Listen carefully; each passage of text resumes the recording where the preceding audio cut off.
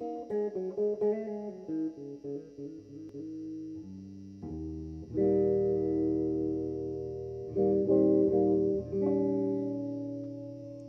troglodytes.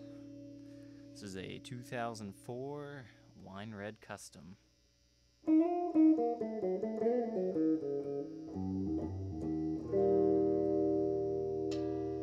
on the neck pickup with a nice clean tone through the Gibson Super Gold tone. That buzzing you're hearing comes from the amp.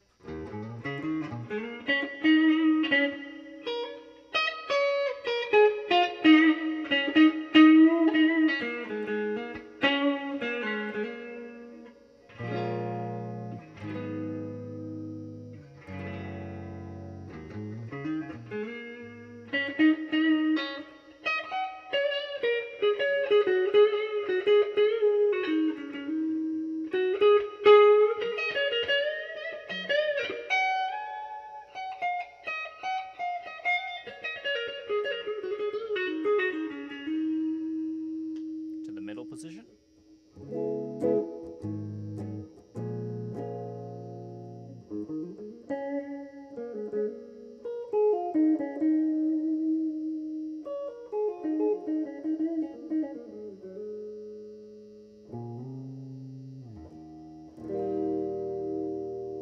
Neck position.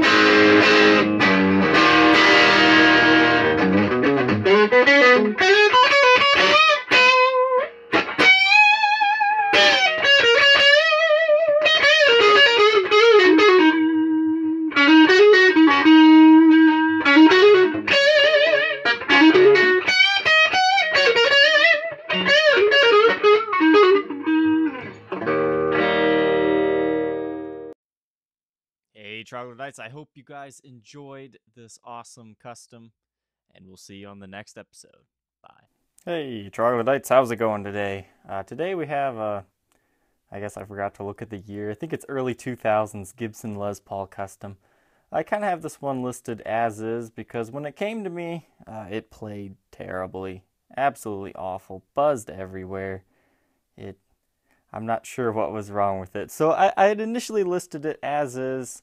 The action was super high, and it was just a terrible guitar in general. But I got a request to have a video tour of it. I usually do it, but for as-is guitars, usually I'm a little bit lazy. But since it was requested, I went ahead and bought the little Allen key I needed. So I've got this set up to where it's actually a decent player. I would still suggest taking it to your luthier, getting a proper setup done. I mean, this is just my hack setup. It works. You could gig with it, but I'm sure it could be better. So this is a early 2000s, if I remember correctly, wine red Les Paul Custom. It's almost just a pure red instead of wine red. Wine red's usually darker. It's in overall good shape. I mean, it's used, obviously, and has had a lot of replaced parts on it. But let's take a look here. So your headstock logo, typical lacquer shrinking around the custom logo and Gibson headstock thing. That's just how Gibson's process is done with their sandblasting. You have your original gold tuners on here. You have your typical scratches on the headstock, like right there, just from string changes and whatnot. And here you can see one of my hacks. This, what is that? Yeah, the D string, the nut is a little bit too worn to the point where when you hit this open, it'll buzz if you take that tape out. So I just put a little painter's tape there as a patch for now. It works. You'll just have to have this weird piece of blue painter's tape there if you don't replace the nut. But besides that, it rings out clearly now. So it works. It's not pretty. I mean, eventually you could replace the nut and not have to have that eyesore there, but it's there. Truss rod is adjustable. It's tight, but not like it doesn't move at all. I mean, you got to give it some good pressure and then it starts moving, but it's not like when this starts moving, is it just going to snap off? It's not that tight.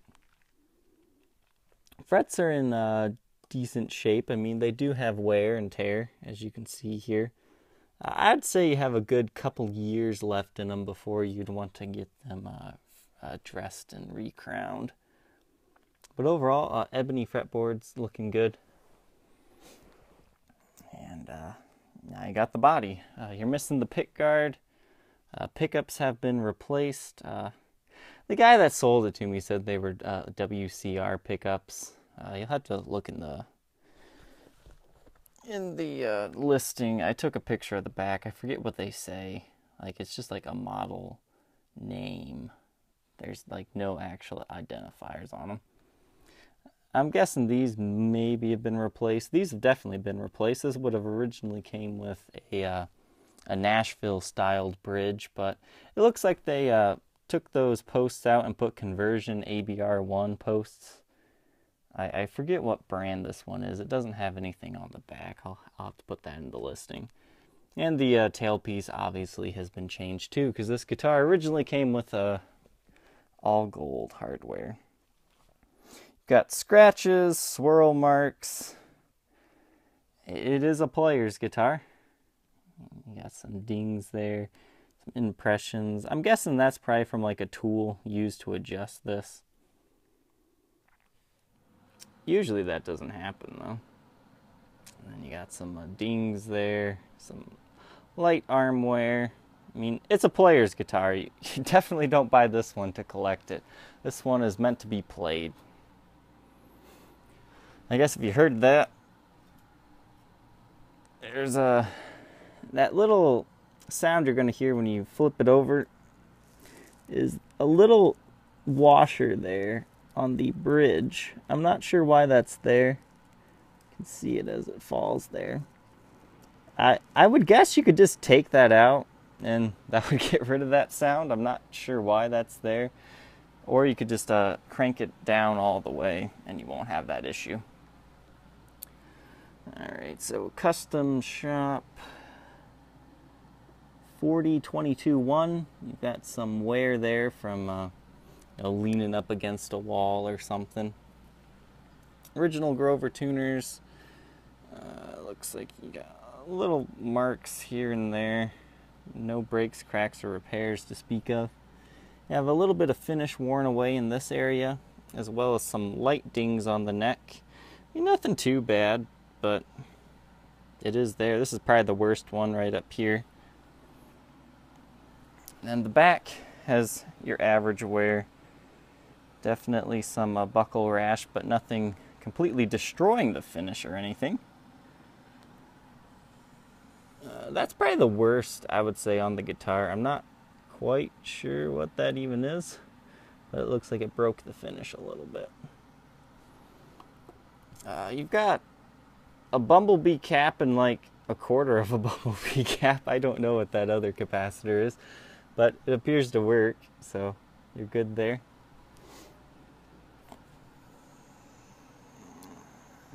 And your sides are in decent shape. I mean, you've got a few light dings there. And this guitar, it's got the thin cutaway, which is interesting. Usually these have the larger cutaway. So it's kind of like a higher end reissue, but it doesn't have the long neck tenon, so I don't think it's a 68 reissue. You've got some wear there. Alright, so there it is. It's a guitar. I've got it down to the point where it's playable now, so I would still, as I said, suggest getting it properly set up to your own specs. Get a new nut, but as it sits now, it does play. It sounds fantastic. It's a good player now, unlike when I first got it. Alright, Troglodytes, I hope you enjoyed. Feel free to check out the reverb listing, and I hope you enjoy the playing demo. We'll see ya.